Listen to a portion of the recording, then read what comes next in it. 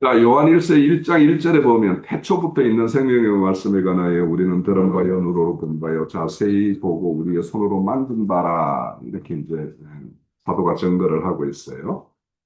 이런 어떤 말씀의 배경은 예수님이 어떻게 그 하나님의 어떤 신령한 영이라면 어떻게 이런 물질의 몸을 입고 올 수 있겠냐 하는 어떤 그런 이단자들이 어떤 출현되어 있기 때문에 사도는 야, 내가 그와 함께 그가 해주는 말도 들어. 어? 그거를 내가 직접 같이 동행하면서 그가 모든 일을 행하는 것도 내가 봤고 심지어 같이 먹고 마시면서 이렇게 서로 어깨동무도 하고 손도 잡고 이렇게 했다라는 것을 이제 말을 하고 있는 거예요. 그러니까 예수님이 실존하는 인물이었다라는 것을 강조하기 위해서 이제 이런 표현을 쓰는 것인데 그런데 이제 그분이 언제부터 계셨냐 하는 것을 이제 태초부터 있었다라고 말을 하는 거예요. 그러니까 그러면 이 태초라는 말이 우리가 이제 성경에 나오는 이 용어들을 이렇게 보면 우리가 처음 접할 때에는 그런 말들을 우리가 하나님을 알지 못할 때 알고 있는 용어로 다 받아들이고 있어요. 그죠?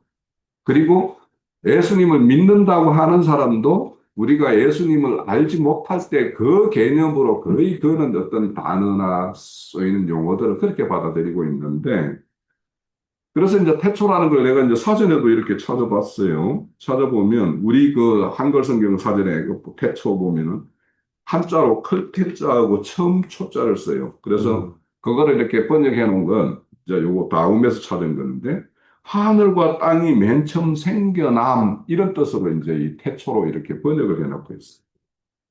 그런데 이제 그것이 우리가 그렇게 이해하는 게 맞냐 하는 거예요.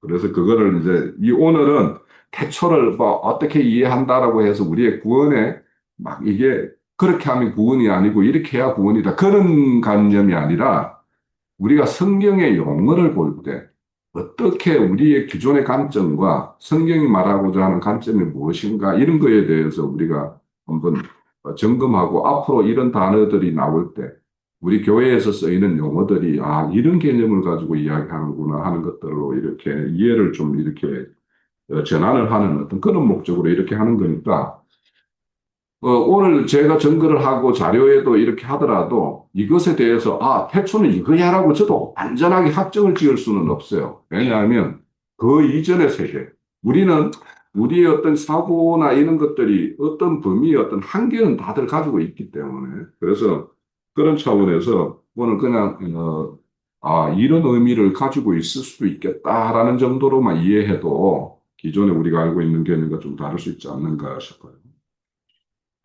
무슨 히브리어로는 베레시트 해가지고 저 이제 히브리어 헬라 음악 한동안 심취되어 있을 때 이 베레시트 가지고 엄청 공부를 해봤었어요 예전에 막 그거에 대한 어떤 뭐 자료도 많이 보고 했는데 뭐 그 당시에는 그게 심각했는데 지금 생각해보면 뭐 그렇게 심각할 일인가 이런 생각도 해요. 그리고 헬라어는 아르케라고 씁니다. 그런데 이 히브리어 이 베르시트라는 말이 어디에서 왔냐면 롯이라는 뜻, 롯이라는 어근에서 왔는데 이 롯이가 뭐냐 하면 뻘이라는 뜻이에요. 뻘이.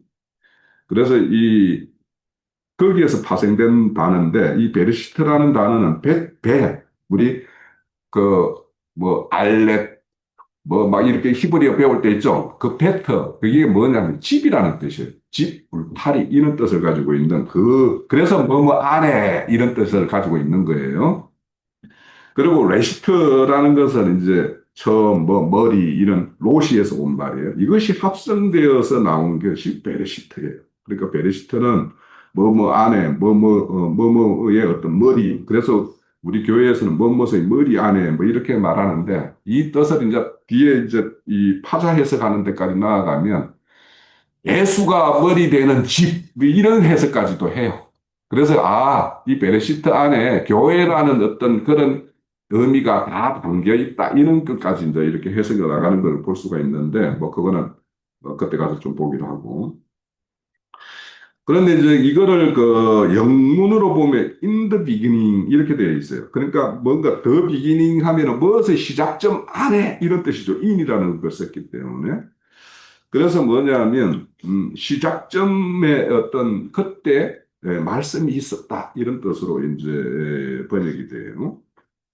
그래서 이거를 이제 말 그대로를 보면 더 비기닝이라고 영어하는 것들 이런 것들로 보면은 뭔가 시작점 뭐 이렇게 해서 시간의 개념으로 우리가 이해하기가 굉장히 쉽게끔 이렇게 번역이 되어 있어요. 그래서 이 태초라고 말하면은 저도 이거에 대해서 뭐 이렇게 깊게 생각하기 전에는 당연히 이 태초라면 이 물질계가 이렇게 출현되기 이전 그 어떤 상태 그래서 그 어떤 그 시점을 기준으로 해서 전으로 나눠야 되는 거 아니야? 뭐 이렇게 생각을 했어요. 그래서 우리가 이제 다른 성경에 보면 창세전, 창세후 이렇게 얘기한 것도 우리가 뭔가를 전과 후로 이렇게 나누면 여기는 뭔가 시간 개념이 딱 있는 것 같잖아요. 그죠? 그런데 창세후라는 것은 이 물질계가 창조된 그 이후에 펼쳐지는 어떤 세계라면 창세전이라는 것은 그냥 그거는 하나님의 어떤 영역 안에서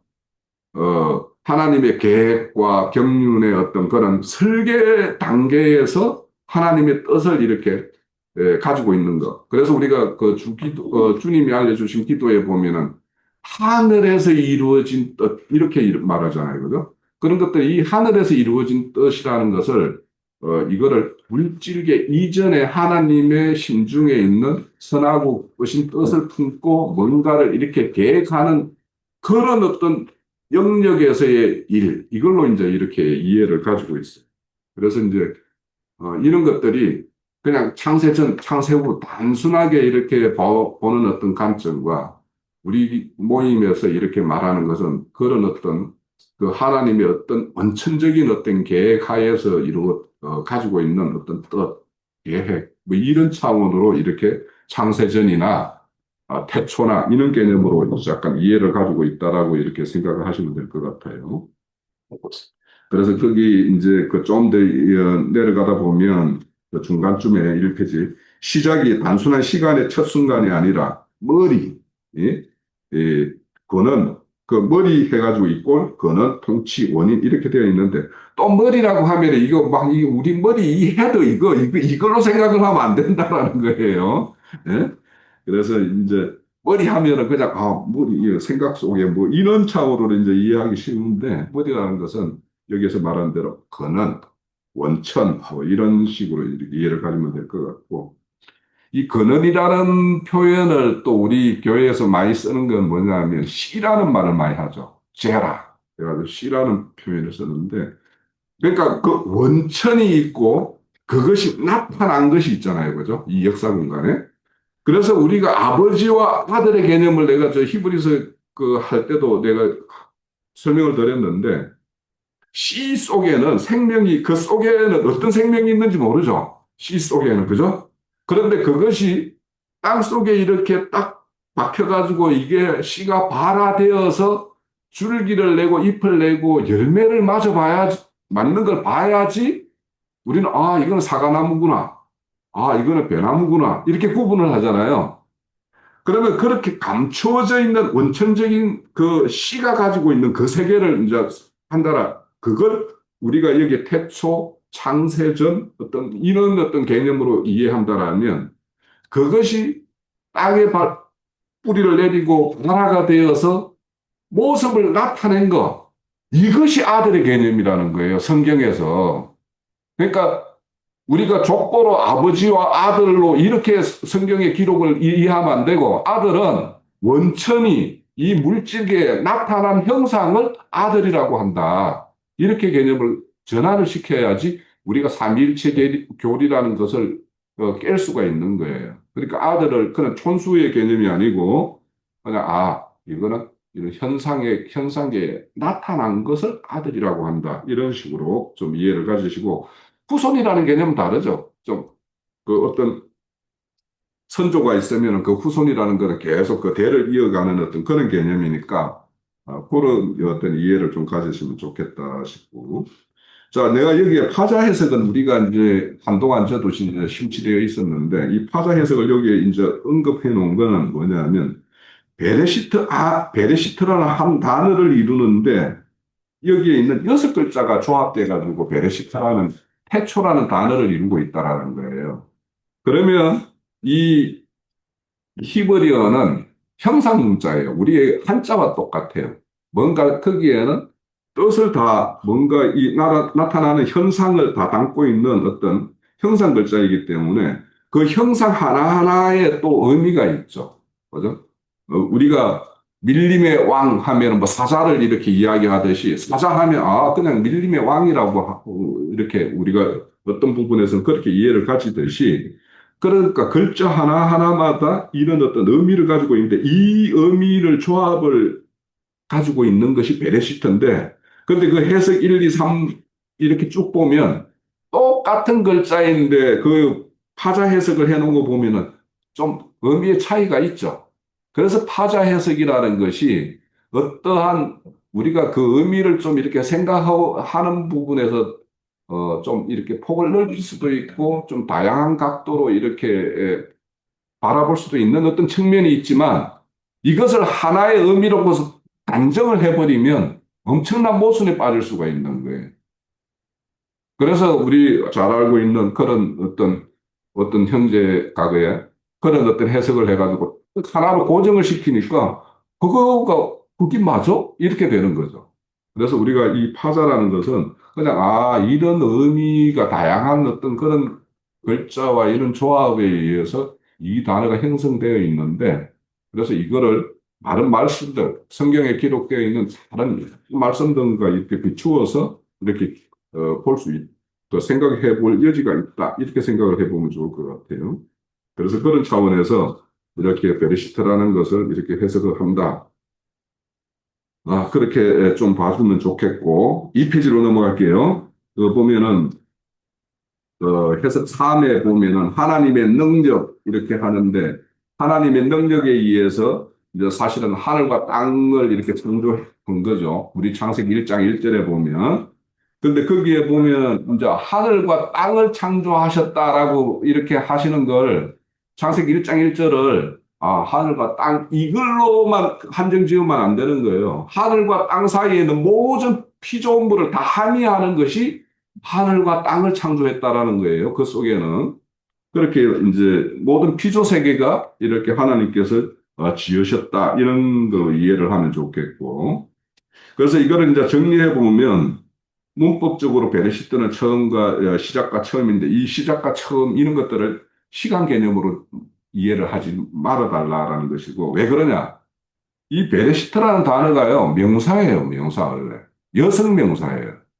그러니까 이거를 그냥 그 베르시트 우리가 번역된 거면 태초에 하면은 태초에라는 게 뭔가를 이렇게 어 앞에 수식어처럼 이렇게 붙어 있지만 태초라는 것과 태초 속에 하나님이 창조하신 이것이 거기에 포함되어 있는 어떤 개념이다라는 거예요.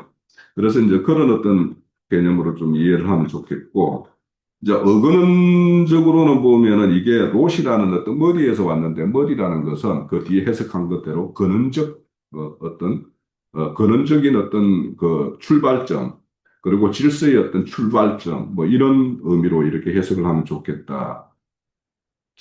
그리고 파자적으로는 하나님 집안에서 그 어떤 능력에 의해서 어떤 언약이 하나님의 계획이 이렇게 실현되는 시작되는 어떤 그런 것을 이렇게 의미하고 있다. 그래서 결론적으로는 이 베레시트라는 것은 단순한 어떤 시간적인 개념보다는 모든 존재의 어떤 근원이 열리는 그 근원점, 출발점 그런 것이라는 어떤 생각을 좀 이렇게 정리하면 좋겠다라는 생각이 들어요.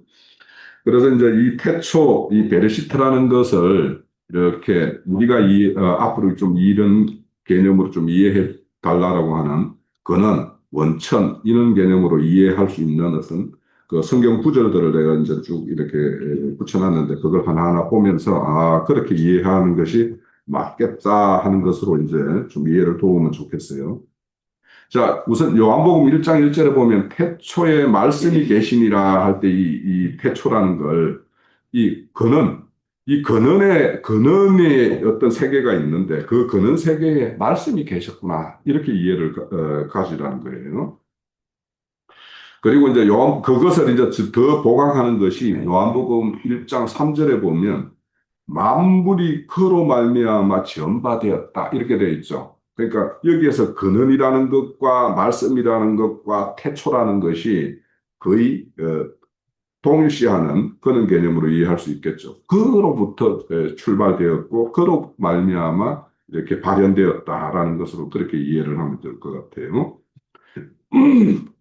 그래서 이런 그 말씀의 근원, 그가 그리스도이라는 것까지 이제 이렇게 우리가 나아가는 건데 그게 골로새서인데 이런 말씀은 욥기서 우리 38장과 저 잠언서 8장에 대해서 우리가 예전에 많이 봤죠, 그죠? 그것들을 좀 참조해서 그때 하나님이 지으실 때 거기에 그리스도가 함께 그 아들이 지금 말하는 우리가 출현된 모습으로 볼 때는 아들이 그 자리에 함께 하셨구나라는 것을 이제 그 설명하는 것이 욥기 38장과 잠언서 8장이에요.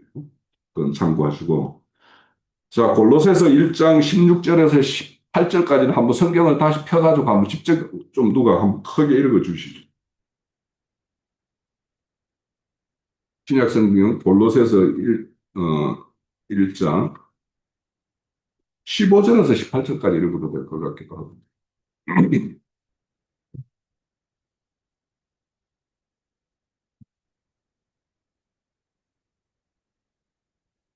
1장 15절이요?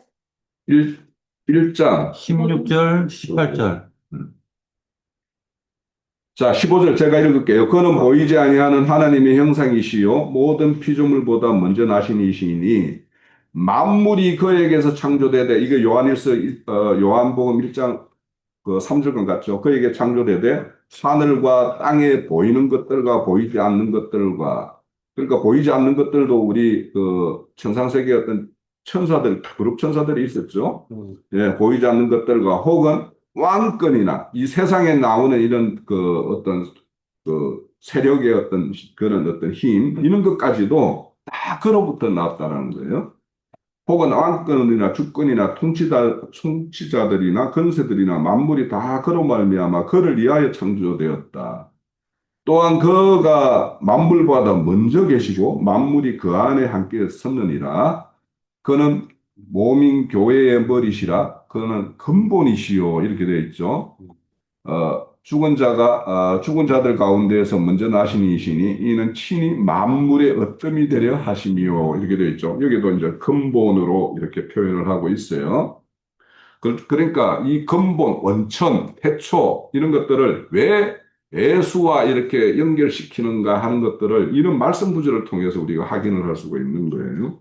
그러니까 예수가 이 땅에 오신 거는 그냥 그분이 우리가 말대로 보내신 아들에 대해서 아는 것이 영생이다 해서 이거는 원래 보내는 자가 있었고 보낸 바들이 아들이다 이렇게 이해를 하면 성경에서 말하는 의도와는 차이가 있는 거예요. 그래서 그런 것들이 그러니까 저는 이제 이런 말씀들을 보면서 하나님의 의도와 생각을 인간의 말로 옮겨서 그것을 온전히 담아서 전달한다라는 게 이게 얼마나 어려운 일인가.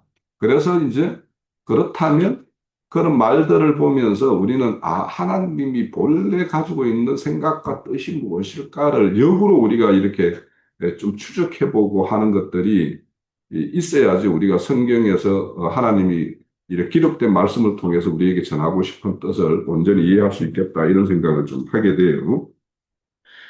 자, 계시록 3장 14절에 보면 하나님의 창조의 근본이신 이가 이러시되 이렇게 되어 있어요. 요한계시록이요? 요한계시록 몇 장이요? 3장 14절. 네. 그게 기록되어 있는 거, 이는 하나님이 창조의 근본이시라 이렇게 되어 있지만 우리 개역개정에 보면 하나님이 창조의 근본이신 이가 이르시되 이렇게 되어 있죠. 그러니까 이 창조의 근본에 대한 것, 그러니까 이것이 뭐냐? 우리가 성경의 요한복음 1장 1절에서 말하는 태초라고 하는 거예요. 그러니까 태초를 그런 어떤 개념으로 좀 이해를 가져야 된다. 자, 그래서 그걸 읽어볼게요. 통상적으로 이 페이지 마지막에 통상적으로 사용되는 시작이라는 단어를 시간이라는 개념을 먼저 생각하는 것이 우리가 익숙한 개념인데 이를 그는 출처라는 개념으로 전환해서 이해를 할 때 그 의미가 더 풍성해지고 우리의 어떤 말씀의 구절들에 대해서 우리가 더 이해의 폭을 넓힐 수가 있다. 요한계시록 22장 13절에 보면 나는 알파요 오메가요 처음이요 마지막이요 시작과 끝이요 뭐 이런 걸 말하는 걸 보면은 우리가 꼭 어떤 일의 시작과 끝이라는 어떤 이런 개념이 있어서 처음에서 끝까지 어떤 시간 흐름으로 막 이렇게 이해하기가 쉬운데 이거를 근원에서 근원분 우리가 성경에 보면 영원에서 영원까지 이런 말이 있듯이 이런 것들을 근원에서 시작해서 근원으로 마친다. 그래서 우리는 지금 우리가 근원으로 다시 돌아가는 것. 그러니까 우리의 회복이라는 것은 원천, 그 근원으로 돌아가는 것이 우리의 어떤 구원이고 회복이다. 이런 개념으로 좀 이해를 가질 필요가 있어요. 우리가 아까 잠언서 8장을 잠깐 이야기했는데 거기 한 절만 보면 잠언서 8장 22절에 보면 여호와께서 그 조화의 시작, 곧 태초 이렇게 되어 있죠. 그러니까 이런 말을 보면서 시작이라는 말, 태초라는 말을 이렇게 등치시키기가 쉬운데 여기에 시작이라는 말을 이걸 근원 이런 것으로 이렇게 넣어서 근원으로부터 나를 가지셨구나 이렇게 그렇게 이해를 가지면 좋겠다. 그러니까 이런 시간의 개념을 가지고 있는 통상적인 이해를 좀 우리가 전환을 해보자 하는 것이 오늘 이 태초에 대해서 말씀을 살피는 이유입니다. 그리고 이제 시편 36편 9절에도 보면 진실로 생명의 원천이 주께 있사오며 이렇게 되어 있어요. 그래서 생명의 원천 이런 것들이 태초 그러니까 지금 우리가 말하고 있는 태초에 어떤 해당되는 말로 이해를 가지면 좋겠다 싶어요. 그리고 이제 히브리적 사고에서 근원이라는 개념을 잘 표현하고 있는 말씀이 신명기 8장 3절에 보면 사람이 떡으로만 사는 것이 아니요 여호와의 입에서 나오는 모든 말씀, 이 말씀 아까 그래서 근원하고 이렇게 등치시키는 거예요. 모든 말씀으로 사는 줄 안다 이렇게 말씀을 하고 있는데 여기서 무엇이 근원인가? 존재의 생명의 원천이 이 말씀에 있다. 이런 걸로 이해하면 그래서 원천, 말씀, 그리스도 그것을 이렇게 다 연결시킬 수 있을 것 같아요. 자, 그 밑에 건 이제 쭉 읽어볼게요. 그 존재의 근원, 이거는 물질이 아니라 말씀이라고 하는 것이 이제 신명기 8장 3절이죠. 이것을 등치시켜 근원을 추적하고 접근하는 길이 하나님의 말씀이고 존재로서 말씀과 사귐과 교제가 된다라는 거예요. 그러니까 우리가 말씀과 사귐과 교제를 이루기 위해서는 이런 어떤 원천적인 어떤 근원적인 어떤 이런 거에 우리가 접근하고자 하는 것들이 있어야 된다는 거예요. 그래서 태초는 물리적인 시간의 출발이 아닌 그리스도 중심의 어떤 영적 근원으로 창세기 1장 1절과 요한복음, 요한 1서 이런 것들을 연결시켜서 태초를 하나님의 생명 상태이자 신자가 앞으로 회복되어야 될 어떤 본질 이런 걸로 좀 이해를 가지면 좋겠다. 그래서 정통적인 어떤 신학에서는 역사적 사실과 객관적 사건을 중시하는 반면에 영적 세계의 어떤 근원과 존재론적 의미에 대해서 재해석이 필요한데 그래서 태초는 단순한 시간의 어떤 시작점 T=0이라는 어떤 이런 상태로 보는 해석이 이게 이제 정통적인 해석이라면 태초를 하나님의 말씀 그리스도 안에 존재하는 근원적 생명의 상태 이런 것들로 이해하는 것이 우리 교회가 이렇게 추구하는 어떤 말씀이라는 거예요. 그래서 요한복음 1장 1절을 그리스도 중심적인 어떤 관점으로 본다라면 태초에 말씀이 계시니라는 이 핵심 근거로 삼아 태초는 단순한 시간이 아니라 그리스도 자체, 그리스도 안에 있는 상태 뭐 이런 걸로 이렇게 이해를 가지면 이 태초라는 말이 이 성경의 어떤 본질과 가깝게 가겠다. 그리고 이제 존재론적으로 본다면 태초라는 걸 우리가 생각을 해봐요. 그러면 이 우주 만물의 어떤 물질계가 일어나기 이전의 세계와 물질이 이렇게 물질 세계가 출현한 어떤 이후의 세계가 분명히 다를 거 아닙니까? 그죠? 그러면 그 이전의 세계에는 시간이라는 개념이 없어요. 원천적으로. 그죠? 영적 세계에 거기에 무슨 시간 개념이 있어요? 이 물리적인 세계가 출현되고 거기에 해와 달과 별이라는 것을 지어서 사시와 연한과 이런 것을 정했기 때문에 시간 개념이 동용된 거지 원천적인 세계에는 시간이 없어요. 그런데 우리는 뭔가 전과 후 하면은 이런 어떤 시간 개념으로 이해하는 것에 우리는 늘 익숙해 있기 때문에 그렇다. 그래서 태초는 우주, 물질 세계 창조된 객관적 사실이나 시간의 출발점이라기보다는 보이지 않는 어떤 실제, 그 어떤 이전의 세계. 그래서 하나님과 말씀, 생명이 이미 존재하는 존재론적 근원의 어떤 그 실상, 그것들을 이렇게 말하는 것으로 이해하면 좋겠고, 그리고 이제 이것을 이제 우리에게 적용을 한다라면, 현재적으로 내적으로 이렇게 적용하려면 태초는 단순히 지난 역사의 어떤 시간이 아니라 이것이 지금 현재에도 우리에게는 우리가 회복되어야 되고 돌아가야 될 어떤 그 어떤 근원적인 상태, 이런 것으로 우리가 이해를 가지면, 우리가 태초로 돌아간다라는 말은 그리스도 안에서 원래의 어떤 생명으로 회복된다라는 것이고, 그것이 우리가 현상에서 현생계에서 내적 체험이 되어지고 내적으로 우리가 회복을 우리가 확인할 수 있는 거죠. 그래서 이런 것들의 어떤 걸 이해하기 위해서 이거를 시간적인 개념보다는 우리의 원천, 우리가 본래 하나님이 생각하고 계획하고 그 세계, 그런 세계에 대해서 우리가 이렇게 소망을 갖게 되는 그런 것이 되죠. 그래서 이는 역사적인 어떤 그런 시작점, 뭐 이런 것보다는 생명과 계시와 영적인 어떤 그런 어떤 상태적인 어떤 그런 이해로 가지면 좋겠다. 자, 오늘 이제 본문으로 그 4페이지에 들어가면 창세기 1장 1절에와 요한복음 1장 1절을 이제 연결시켜서 태초라는 두 단어를, 그 창세기로 보면은 그 이에 이어지는 것이 첫날, 첫째 날, 둘째 날 이런 걸로 보면은 꼭 우리가 뭔가 이런 어떤 시간적인 흐름, 뭐 어떤 이런 걸로 이제 이해하기가 좀 쉽게 되어 있죠. 그 이유에. 그런데 요한복음과 요한일서 같은 데 태초라는 것은 그 근원에 대한 어떤 중점을 둔 어떤 말씀이라는 것을 우리가 알 수가 있어요. 그래서 이 두 가지 말씀을 이제 연결시켜서 우리는 그 근원에 대해서 더 비중을 두고 있는 거예요. 그러니까 정통적인 어떤 그 기독교적인 어떤 그런 해석에서는 이게 시간의 개념으로 다 이해를 가지고 있어요, 거의. 그런데 우리는 요한복음 그 사도들이 전한 그 어떤 복음이나 서신에 따라서 우리는 그 후자에 이렇게 무게를 두고 있는 겁니다. 자, 그래서 정통적인 어떤 해석에서는 시간의 시작과 그리스도의 어떤 영원성, 뭐 이런 것들을, 버무려가지고 우주와 시간의 어떤 시작점이라고 이렇게 태초를 이렇게 이해하고 있고, 즉, 하나님이 무에서 유를 창조하신 창조의 사건과 우주의 어떤 시작, 시점, 거기에 이렇게 맞추는 반면, 이게 이제 창세기 어떤 그 이해라면, 요한복음의 태초는 그 창조의 시작점이 있을 때 말씀이신 그리스도께서 그때 존재하고 계셨다라고 하는 것들을 이제 이렇게 이해를 가지고 있어요.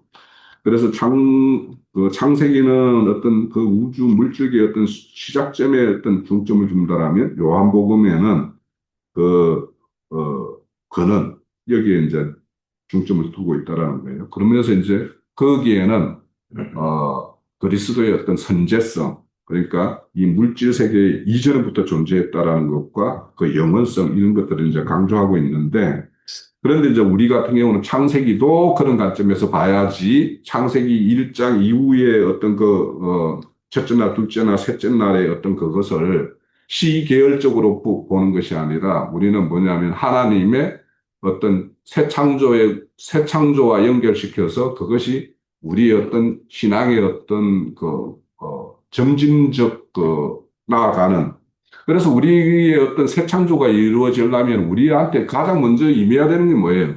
빛이죠, 빛. 그죠?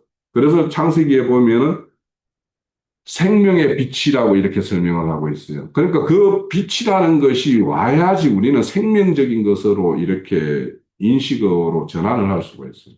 빛이 없으면 어둠을 뭘로 볼 것이냐? 빛을 또 생명으로 보는 어떤 이유와 근거, 이런 것들이 거기에서 출발하는 거예요. 그래서 요거는 이제 뒤에 좀 더 이어질 것인데, 내주에 다루겠죠? 왜 생명을 빛이라고 이렇게 표현하는가? 아? 그러니까 우리가 말하면 그냥 빛과 어둠이면은, 뭐, 불 꺼지면 어둠이고, 불 켜지면은 뭐, 빛이 있으면 이게 그냥 빛 가운데 있는 건데, 라는 것으로 이해하는데, 왜 성경은 이거를 빛이 있는 것을 생명이라고 하고 빛이 꺼져 있는 것을 사망이라고 하는가 그런 거에 대해서는 내주에 이제 좀 더 이제 살펴볼 겁니다. 이런 거와 같이 그래서 이런 계시와 영의 어떤 해석이라는 것이 이런 물질계에서 우리가 가지고 있던 기존의 어떤 개념과는 또 차이가 있다. 그런 것을 가져야지만이 우리가 성경을 통해서 우리의 어떤 구원의 어떤 실상이나 하나님이 우리에게 이루고자 하는 것들을 우리가 내 내면의 세계를 스스로 점검이 가능해요. 그것이 그런 개념이 없으면 그냥 내가 기존 기독교인들처럼 그냥 아버지 예배 시간에 가서 내가 좀 정성 좀 드리고 내가 좀 성의를 보이고 이렇게 하면 내가 하나님의 어떤 섬김이 되는 것처럼 그렇게 이해를 가지는데 우리가 어떤 근원적인 것 이런 것들 그러니까 어, 생명을 왜 빛이라고 했는가 하는 것들을 이렇게 우리가 그런 것들의 개념을 우리가 잘 가지고 있어야지 내가 그래도 옛날에 어떤 사망의 요소라고 말하는 그 어둠이 내 안에 좀 이렇게 걷어내지고 하나님의 어떤 그 형상이라고 하는 모양이라는 것들을 내가 요 정도로 이렇게 덧입혀 있구나 하는 것들을 점검이 가능해요. 내 스스로가.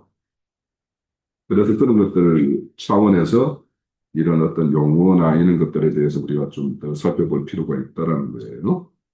자, 그 근원에 대해서 골로새서 그 말씀을 아까 이제 살펴봤기 때문에 그래서 이제 저는 시간이라는 개념을 완전히 빼야 된다 하고 주장하고 싶지는 않아요. 그렇다고 해서 어, 그 뭐냐 지금 우리가 말하는 이 태초라는 개념, 창세전이라는 개념 이런 것들을 그냥 그 근원 원천이라는 개념 이것만으로만 이렇게 설정해야 된다라고 말하고 싶지는 않아요. 저도 그거에 대한 확신이 없기 때문에. 그래서 이제 제가 제안하는 것은 4페이지 마지막에 있는 거예요. 우리는 이런 말씀을 역사적 사실과 그리스도 중심적 어떤 계시를 이렇게 통합해서 그래서 우리는 어떤 시간 속에 우리는 살고 있기 때문에 이것도 우리가 부인할 수 없기 때문에 이런 개념과 또 그는 원천적인 어떤 그런 개념 이런 것들을 잘 이렇게 조화롭게 이해를 가져서 어떤 사람에게 우리가 이런 말씀을 전할 때 태초는 그게 아니야 막 이렇게만 말할 필요는 없다라는 거예요.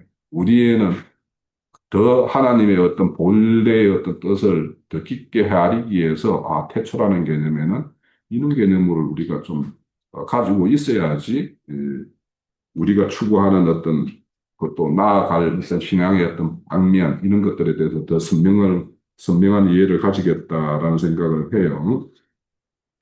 자, 그래서 그 5페이지의 내용, 그 정통적 해석과 그 해석의 성격 차이, 이런 것들은 한번 그냥 읽어보세요. 그냥 읽어보시고, 그 밑에 태초를 그리스도와 동일시하는 이유를 이제 설명한 거, 요거만 좀 읽어볼게요. 5페이지에.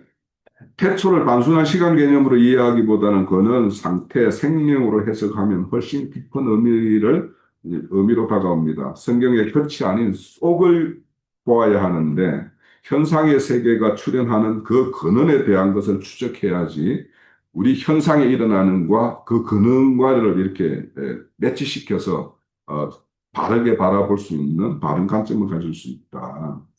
그래서 성경이 과거, 현재, 미래라는 어떤 시간의 흐름보다는 현재적인 상태, 중심의 어떤 이야기가 되어야지 그것이 우리에게 더 큰 어떤 유익이 있기 때문입니다. 그래서 정통적인 해석이 과거의 어떤 시간적 중점을 둔다라면 계시적인 해석은 지금 태초로 우리의 어떤 회복, 이런 것들의 어떤 강조점이 있다라고 말할 수 있을 것 같아요. 이에 따라서 말씀이 단순한 기록을 넘어 현재의 내 삶과 생생한 어떤 경험적인 것이 이렇게 체감되는 어떤 그런 거와 이렇게 대조를 늘 이렇게 할 수 있다라는 거예요. 그러니까 아까 말씀드린 대로 우리 각자의 어떤 실상들, 경험하는 것들은 하나님의 어떤 근원적인 것이 어떤 것인가 한과 이렇게 대조를 이렇게 이루면서 우리 스스로를 점검하고 우리 스스로가 이렇게 나아갈 방향을 잘 이렇게 제시해 받을 수 있다라는 생각이 듭니다. 자, 그래서 신앙은 창조, 구속, 혼의 구원이라는 하나님의 어떤 계획표가 있죠. 그 계획표는 긴 어떤 역사적 공간에 이렇게 펼쳐지는 거예요. 그 여기에는 우리 개인의 역사가 있고 하나님의 어떤 경륜적인 역사가 있어요. 그래서 우리의 개인의 역사나 하나님의 경륜적인 역사나 이런 것들의 어떤 정체성을 바르게 이렇게 설정을 할 수 있어요. 그 기준은 뭐냐? 그 어떤 근원의 세계예요. 그 근원의 세계는 다른 말로 하면 예수가 근원이라고 제시가 되는 것이니까 그래서 우리는 예수를 왜 예수를 기준으로 삼아야 되는가? 그분이 근원이기 때문에. 네. 자, 정통적인 해석은 현상에 보이는 세계에만 머물러서 말씀이 제시하는 보이는 세계 이면에 있는 세계를 간과하거나 본다 하나 희미하게 볼 수밖에 없기 때문에 머물게 됩니다. 그러나 계시적인 영적인 관점으로 근원을 추적하면 더욱 본질에 충실하기 위해서는 기존의 현상과 더불어 이면에 추구하는 이면의 어떤 세계, 그 원천의 세계 그런 거에 대해서 우리가 추구해 볼 필요가 있겠다. 자, 그러면 이제 요한복음 1장 1절에는 태초에 말씀이 계셨다 이렇게 되어 있는데 우리 요한 1세에는 태초부터 있던 말씀이 이렇게 나타나셨다 이렇게 표현하고 있죠. 그러면 이제 이게 뭐예요? 태초에 어떤 거는 원천적인 근원적인 거에 대한 어떤 선언이라면 그 원천이 요한 1서는 뭐냐면 나타났다. 이 현상계에 오셨다. 여기에 중점을 두고 있는 거죠. 그래서 태초에라는 말과 태초부터라고 이렇게 표현이 좀 다른 거예요. 요한복음과 요한 1세에서 말하는 태초는 기본적으로는 시간 이전부터 존재하는 그 근원적 존재이자 창조 이전에 영원히 선재했던 그런 것을 의미하고 있는 것인 건 동일해요. 그렇지만 두 본문, 요한 복음과 요한 1서는 그 기록하고 그 목적이 달라요. 그래서 그 차이는 뭐냐? 요한 복음은 태초에 하나님이 그리스도의 어떤 형상이 그렇게 계셨다라는 어떤 선언적인 거예요. 그렇다면 그게 목적이라면 자, 요한복음의 어떤 태초의 말씀을 계시니라고 선언하는 것은 영혼 속에 그리스도가 누구인가 존재론적인 어떤 그런 선언에 중점을 둔 것이라는 말이에요. 그래서 영원한 말씀의 어떤 선재성과 창조의 어떤 건이 거기에는 예수 그리스도의 어떤 신성, 그의 어떤 본질적 어떤 생명 이런 것들에 대해서 정점을 두고 그래서 하늘에 있는 영원한 로고스가 세상의 육신이 되어 오심 그래서 하늘에서 그분이 이 땅에 오셨다라는 어떤 그런 어떤 선언적인 거예요. 그래서 이런 것들을 알게 함으로 인해서 요한복음 20장 21절인가 보면은 요한복음을 기록한 목적을 딱 이야기하고 있어요. 그리고 이 요한복음에 이제 예수님이 이 땅에 오셔서 이적과 표적을 여러 가지를 이렇게 보이는 것, 그런 것을 기록하는 목적이 뭐냐? 예수가 하나님의 아들임을 믿어서 영원한 생명을 얻게 하는 것이 목적이에요. 그런데 요한 1서는 뭐냐 하면 요한 1서는 읽어볼게요. 태초부터 있던 말씀에 관하여 우리가 들었고 보았고 만졌다라고 선언하면서 요한 1서의 태초는 구원의 근원이신 그리스도 예수가 이 땅에 출현한 영원한 로고스가 실제 육체를 입고 이 땅에 오셨다. 그래서 우리는 그를 눈으로 봤고 들었고 손으로 만졌다라는 이분. 그래서 이가 나타났다라는 것을 이렇게 사도의 어떤 증언을 통해서 뭐예요? 그 말씀해 보면은 사귐이 있게 하는 것. 이것이 목적이죠. 그렇죠. 그죠? 그래서 사귐이 사도의 증언과의 어떤 사귐이 결국에는 예수 그리스도와 함께 누림이 된다 이렇게 말씀을 하고 있죠. 그러니까 이걸 위해서 이렇게 요한일서의 기록의 목적이 거기에 있어요. 그래서 요한복음과 요한일서는 원천에 대한 어떤 중점을 두고 기록을 하고 있지만 그 기록의 목적에서 차이가 있다. 그래서 태초로부터라는 표현의 어떤 기록의 차이가 있는 거예요. 자, 그래서 요한 1서는 우리가 앞서서 제일 처음에 말씀을 드렸듯이 이 요한 1서의 기록의 목적은 역사적 가운데 예수님이 이 땅에 이 몸을 입고 오신 것, 이것을 부인하는 어떤 그런 자들에 대해서 반정하고 그렇지 않다라고 하는 것을 증거함으로 인해서 그분은 그냥 너희들은 사람으로 여기잖아요. 그죠? 예수라는 걸 그들은 사람으로 여기는데 그렇지 않다. 그거는 태초부터 원천적으로 근원으로서 계셨던 분이다라는 것을 강조하기 위해서 태초라는 말을 이렇게 붙여서 쓰고 있는 거예요. 그냥 그분이 하나님이 보내서 오셨다라는 말만 썼는데 써도 될 걸 왜 태초라는 말을 붙였는가라는 걸 생각을 해보면 돼요. 그죠? 그래서 그거는 모든 것의 어떤 근원이고 그가 이 우주 만물의 어떤 창조의 기획자이고 그것을 이 땅에 이룰 자라는 것을 다 이렇게 담고 있는 내용이 이제 요한일서의 전체적인 이제 흐름입니다. 자, 마지막 7페이지 제일 마지막 단만 읽어보고 마칠게요. 즉 요한일서의 사도적 정언은 다분히 반영지주의적인 어떤 변정의 성격을 띠고 있습니다. 그리고 참된 교제, 사귐과 기쁨을 향한 목회 목적이 요한일서예요. 그러니까 요한복음은 믿지 않는 자에게 예수가 있고 예수가 왜 이 땅에 오셨으며 그거를 왜 이렇게 창세 전부터 계획되었던 그분이 이렇게 오셨는가 하는 어떤 그것을 선포함으로 인해서 이것을 받아들여서 예수를 믿음으로 생명을 얻는 것이 목적이라면 요한 1서는 이미 그것을 믿어서 생명 얻은 자에게 주는 말씀이라는 거예요.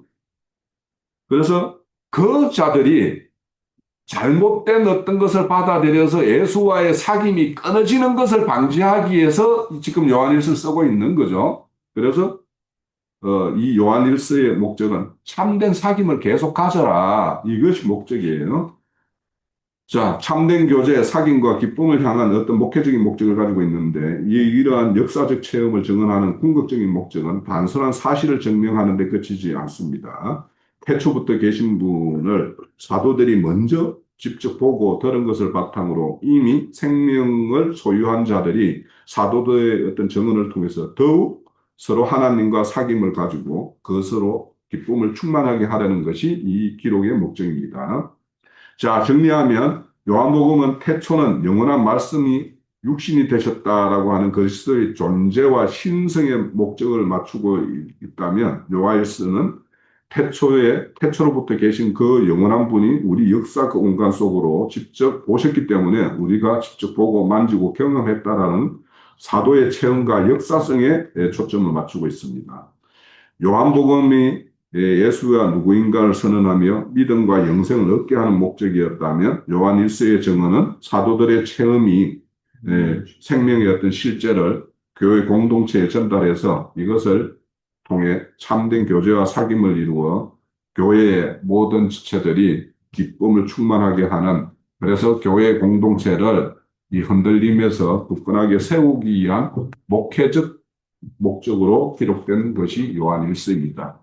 자, 오늘 마칩니다. 그럼 이제 태초라는 개념에 대해서 이런 것들을 교회를 통해서 아마 우리가 들어왔는데 그거에 대해서 그냥 뭐 좀 잊고 있거나 그냥 거기에 마음을 안 두는 어떤 그런 것이 있을 텐데 그런 거에 대해서 다시 한번 이렇게 생각을 해보고 우리가 어떤 근원, 원천에 대한 것들을 늘 생각을 해보면 이런 어떤 잡다한 교리들 있잖아요. 이런 것들이 얼마나 그냥 잡다한 소리가 되는가 하는 것들을 우리가 알 수 있어요. 그래서 우리는 늘 하나님의 그 원천적인 뜻, 그 근원적인 것, 이런 것들에 좀 이렇게 늘 마음에 두고 성경을 이렇게 우리가 접하면 하나님의 뜻을 더 온전히 이렇게 이해를 넓힐 수 있고 그것이 우리의 어떤 생명도 아마 풍성하게 이루지 않을까 이런 생각을 합니다. 자, 오늘 태초에 대해서는 좀 말씀 마치고 2부의 여기에 대해서 더 이렇게 우리 형제자매들이 나누면서 또 부족한 것들을 채우는 어떤 그런 시간을 갖도록 하겠습니다. 예, 맞습니다.